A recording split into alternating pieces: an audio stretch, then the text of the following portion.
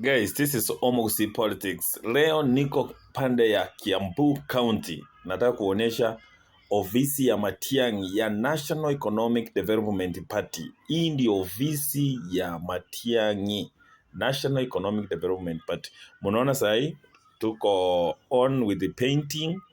Naona tumepaka rangi.